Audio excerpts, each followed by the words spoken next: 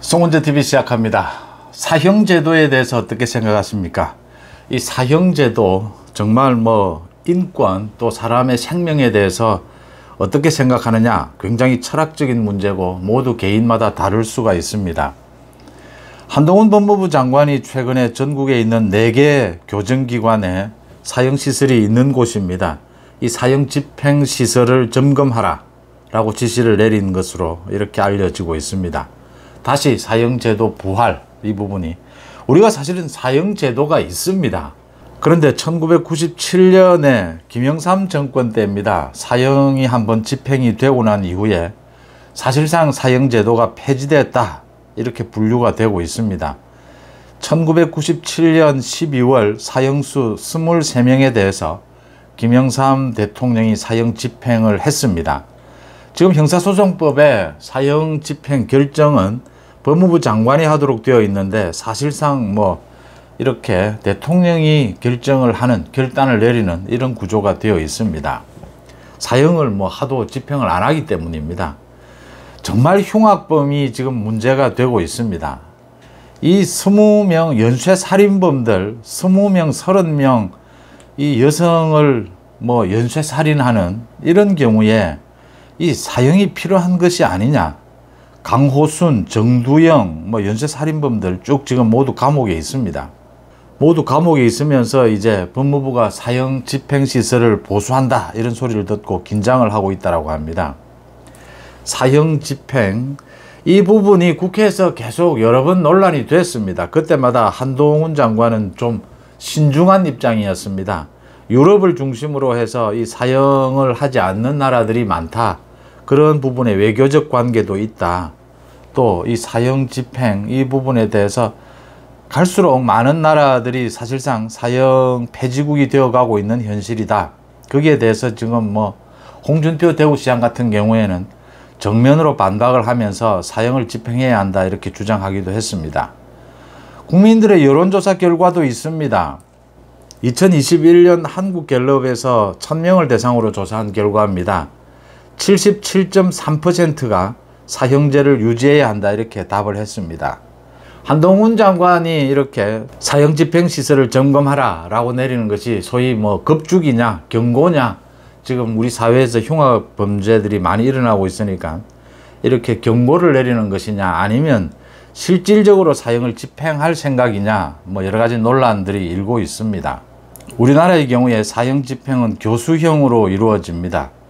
사형 집행을 반대하는 쪽, 보통 보수 쪽은 사형이 필요하다, 제도가 필요하다라고 이야기를 하고 있고, 이 진보 쪽에서 사형 집행이 필요가 없다라고 주장을 합니다. 인권을 내세웁니다. 그러니까 이 생명을 존중해야 한다. 사형을 집행하고 나면 이 사형의 제도의 성격상 이 영원히 회복할 수가 없다라고 하는 것입니다. 한번 이렇게 사형이 집행되면 다시 회복할 수도 없고 교정할 수 있는 기회도 없다라는 걸 내겁니다. 만약에 사람이 재판을 하게 되는데 사람이 잘못 판단을 했을 경우에 이걸 되돌릴 방법이 없다. 또 갈수록 교정이 중요한데 이 교정할 기회를 아예 포기하는 것이 아니냐라는 이야기를 하고 있고, 사형을 꼭 집행을 하더라도 이게 정말 이 흉악범들을 예방하는데 효과가 있느냐? 효과가 별로 없다. 이렇게 학자들마다 견해도 갈립니다. 그래서 사형제도에 대해서 폐지하는 쪽, 이 주장도 있습니다. 그런데 우리 국민들은 사형제도는 유지를 해야 한다. 집행을 꼭 해야 하느냐까지는 또 좀 다를 수 있겠지만 일단 사형제도를 유지를 해야 한다라는 쪽으로 대부분의 국민들이 생각을 하고 있습니다. 최근에 흉악범죄가 많이 늘어나면서 이 법무부에서는 이 가석방 없는 종신형 이 제도도 보완을 하고 있습니다. 흉악범죄가 늘어나고 있는 만큼 사형을 집행해야 하느냐, 사형을 집행해야 한다라고 봅니다. 그러는 이유가 이 지금 사형 집행, 우리 사회에서 영원히 격리시켜야 될, 그게 무기징역도 있지 않느냐라고 이야기를 하는데, 이 무기징역에 대해서 가석방 없는 이런 제도 보완을 하더라도 궁극적으로 우리나라는 대부분 지금 지난 20년 넘게 사형을 집행하지 않는 나라라고 이렇게 인식이 되어 있습니다. 그것보다는 정말 자신이 승복을 하고 자신이 인정도 하고 이 흉악범, 연쇄살인범에 대해서는 교정의 기회를 포기한다. 또 생명을 영원히 되돌릴 수 없다. 라고 하는 반론이 있긴 하지만 정말 선별해서 사형을 집행하는 것이 그래도 경고를 하는 효과도 있고 또 우리 사회에서 영원히 격리시키는 우리 사회를 보호하는 차원에서도 사형 집행이 필요하다 이렇게 생각을 합니다. 많은 국민들의 생각도 거기에 일치를 하고 있습니다. 그러니까 지금은 이제 많이 바뀌었습니다. 30-40년 전만 해도 사형 집행을 하느냐 하지 않느냐 이걸 가지고 인권을 보호하느냐 뭐 이렇게 나라들을 나누는 이런 경우도 있었습니다. 그런데 지금은 유럽의 일부 나라들을 빼고는 다 사형 집행을 하고 있습니다. 굉장히 선별적으로. 사형 집행을 꼭 한다라고 해서 뭐 인권을 등한시한다라는 건 아니다라고 하는 것입니다. 그 다음 사형제도가 우리 인류 역사가 있은 이후에 사형제도는 계속 있어 왔습니다. 이 사형제도가 가지는 경고 효과도 무시할 수가 없다. 지금 뭐 갈수록 흉악범죄는 더 늘어나고 더 흉악해질 것이 예상이 됩니다. 인권, 그러니까 이 범죄자의 인권도 중요하지만 더 중요한 것은 피해자입니다. 국민들입니다. 전체 국민들의 인권을 보호하는 것도 더 중요한 것입니다. 생명을 보호하는 것도 더 중요하다. 그런 차원에서 사형 집행은 필요하다 이렇게 보입니다. 한동훈 장관이 적절한 시점에 이 사형 집행 시설을 점검하라라고 지시를 내렸는데 사형 집행까지 실제로 하는 결단을 내릴 필요가 있다. 물론 뭐 윤석열 대통령이 결단을 내려야 될 대목입니다. 형사소송법에는 법무부 장관이 결정하기로 되어 있긴 하지만 사실상 대통령의 결단이 필요한 부분입니다. 사형 집행 필요하다라고 보입니다. 오늘 국회 윤리특위 소위원회에서 이 코인 거래를 한 김남국에 대해서 징계 수위를 결정을 합니다. 지난 22일 이 표결을 했어야 하는데 민주당 쪽 3명, 윤리특위 소위는 민주당 3명, 국민의힘 3명 이렇게 6명으로 구성이 되어 있습니다. 국민의힘에서는 표결을 하자라고 했는데 민주당에서 반대를 했습니다. 연기를 하자. 그러면서 아예 회의가 제대로 진행이 되지를 않았습니다. 민주당 쪽에서 사실은 자리를 박차고 나가버렸습니다. 이 지난 22일 이 윤리특위 소위가 열리기 한 30분쯤 좀 넘게 30분쯤 전에 김남국이 다음 총선에 불출마하겠다 선언을 했습니다.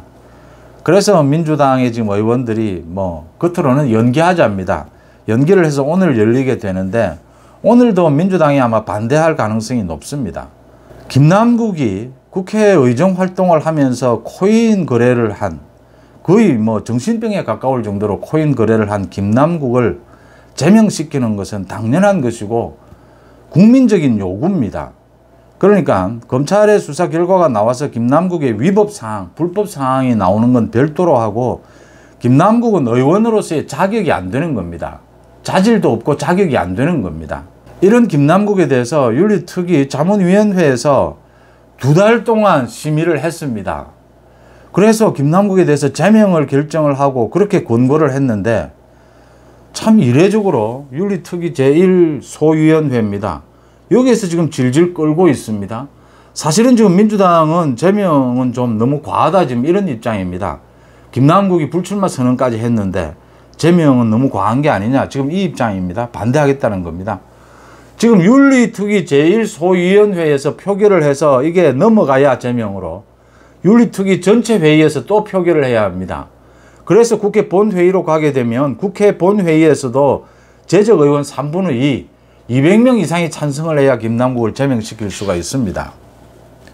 이재명의 민주당이 김남국을 탈당도 시키지 않고 출당도 시키지 않고 질질 끌고 비호하더니 결국 본색을 드러내는 것입니다. 이재명이 지금 김남국을 제명시키지 않겠다. 뭐 보지 않아도 짐작이 되는 대목입니다.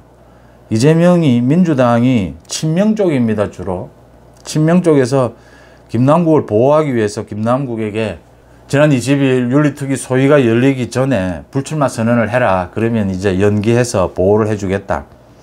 제명을 시키지 않으면 그 다음 징계 수위는 국회 30일 이내 출석 정지입니다. 이건 뭐 국회의원들에게 크게 무슨 국회의원들이 징계로 받아들이지도 않습니다.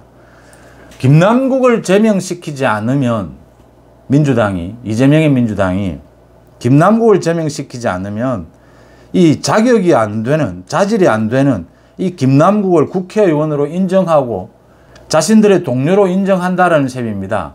그러니까 이재명과 지금 김남국 제명을 시키지 않겠다는 민주당의 의원들은 김남국과 수준이 같다라고 하는 것을 인정하는 셈입니다. 김남국의 불법 문제가 아닙니다. 아직은. 김남국은 국회의원으로서의 자격이 없는 겁니다. 이 김남국의 제명에 반대하는 민주당, 이재명, 민주당의 일부 의원들은 국회의원 자격을 스스로 내려놓는 것입니다. 스스로 자신들이 지금 자격이 안 되니까 김남국과 같은 이런 비리와 이런 자격이 안 되는 것을 비호하고 있다. 이렇게 볼 수밖에 없습니다. 김남국을 왜 이재명이 버리지를 못하느냐. 지금 오늘 결과를 지켜봐야 하는데 아마 민주당이 또 뭐 반대를 하고 또 시간을 끌고 뭐 이렇게 할 가능성이 높습니다. 김남국을 제명시키지 못하면 그건 이재명의 민주당의 책임입니다. 이재명이 지금 김남국의 이런 비리, 이런 자격이 안 되는 이런 것을 비호하고 있는데 이재명 자신이 지금 뭐 비리의 온상이기 때문입니다. 그래서 지금 누가 누구를 뭐 제명시킬 수 있겠느냐라는 이야기가 나오는 것이고요. 그 다음, 김남국이 불출마 선언. 이걸 누가 믿습니까, 김남국이? 김남국의 가장 큰 문제는 이 코인 거래를 이렇게 한 이런 작태를 보이고도 민주당 자체 조사, 윤리특위 자문위원회의 조사, 윤리특위 소위원회의 조사에서도 제대로 자료도 내지 않고 제대로 조사에 응하지도 않았습니다. 제대로 반성도 하지 않는다라는 겁니다. 자신이 계속 이야기를 합니다. 뭐 조금 부적절한 부분이 있었지만 불법은 없지 않느냐. 그 다음, 불출마 선언을 하고 자신이 지금 뭐 국회의원으로서 자격이 없다라고 인정하는 거라면 지금 당장 국회의원직을 사퇴하면 됩니다, 스스로. 이런 정도의 부끄러운 일을 저질렀다면 국회의원직을 스스로 사퇴해야 합니다. 그런 김남국을 비호하는 이재명은 또 무엇입니까? 같이 지금 뭐 비리로 동맹을 맺은 것입니까? 이건 말이 되지를 않습니다. 만약 민주당이 김남국을 제명시키지 않는다면 그 책임은 모두 이재명의 민주당에 있다라는 걸 분명히 해둡니다. 이재명이 지금 소환 날짜를 두고 대북 송금 관련해서 이 소환 날짜를 두고 계속 검찰과 밀고 당기기 신경전을 벌이고 있습니다. 이재명은 노리는 것은 다음 달 말인 추석 연휴를 앞두고 이 소환 일정에 대해서도 여러 가지 자신의 계산이 있을 것이고 또 이렇게 검찰들은 이번 달에 소환하라고 했는데 검찰이 소환하지 않았다. 그러니까 자신의 체포 동의안을 부결시켜 달라 이런 뭐 명분전도 있을 겁니다. 또 이재명으로서는 이 대북 송금과 백현동을 검찰이 묶어서 구속영장을 치는 부분, 이 부분에 좀 혼선이 일어나도록 백현동은 이미 검찰 조사를 모두 마쳤습니다. 일상적으로 검찰 조사를 마치고 난 다음에 일주일 이내는 구속영장을 청구를 합니다, 검찰이. 그런데 이 대북 송금 조사가 늦어지게 되면 이 백현동을 먼저 구속영장을 쳐야 하느냐, 이런 부분이 남아 있습니다. 또 중요한 게 사법방해입니다. 사법방해에 대한 이 검찰의 수사가 어떻게 진행이 되느냐, 이 부분도 좀 혼선을 줄 이런 목적이 있을 겁니다. 이재명은 뭐 겉으로는 국회 일정을 계속 이야기를 합니다. 국회 일정은 뭐 말이 안 되는 것이고요. 검찰로서는 4일 소환 통보를 했습니다. 이재명과 지금 사법방해를 한 혐의에 이재명의 뭐 측근 중에 측근입니다. 박찬대를 비롯해서 비서실장인 천준호 모두 4일 검찰에 출석하라고 통보를 했습니다. 그러니까 검찰 조사를 같은 날 이 3명에 대해서 해서 서로 말 맞추기를 방지한다라는 목적도 있습니다.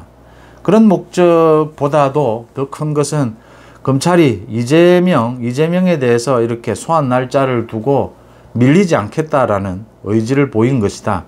또 백현동 조사도 이미 끝난 만큼 대북 송금 조사도 해야 하고 사법방해에 대한 조사도 분명히 해야 하는 것입니다. 추석 연휴 앞에 하는 것이 좋으냐 뭐 이런 이야기들, 추석 연휴에 국민들의 여론이 이재명의 이 체포동의안 부분에 쏠리도록 하려는 뭐 그런 의도가 있다.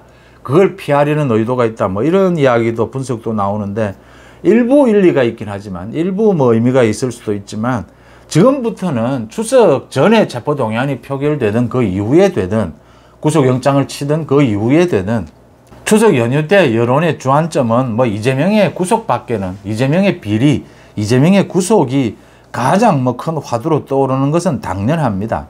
그래서 검찰은 뭐 당연히 이재명을 사의를 소환해야 하는데, 지금으로 봐서는 이재명이 사의를 피하려고 지금 몸부림을 치고 있는 것입니다.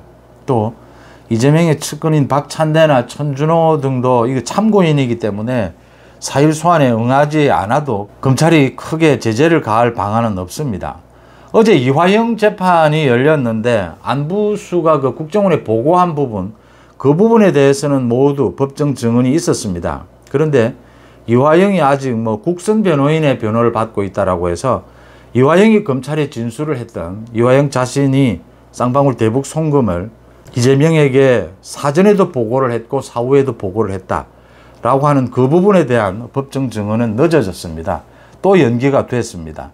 이렇게 이화영의 재판이 계속 늦어지고 있어서 검찰은 주 2회 이제 재판을 열자, 지금은 주 1회 열고 있는데 지난 한 달 가까이 재판이 지연이 됐습니다.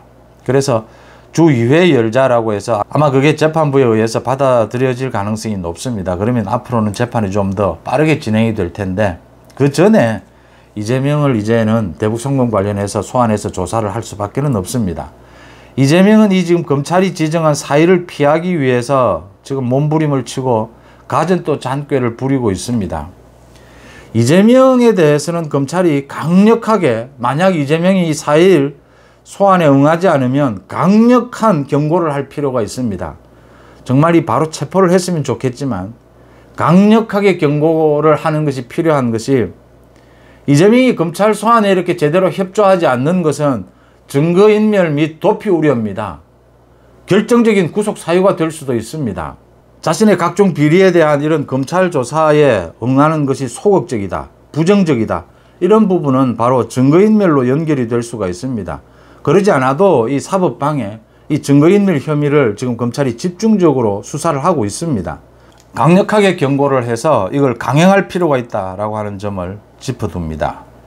송은재TV 마칩니다. 고맙습니다.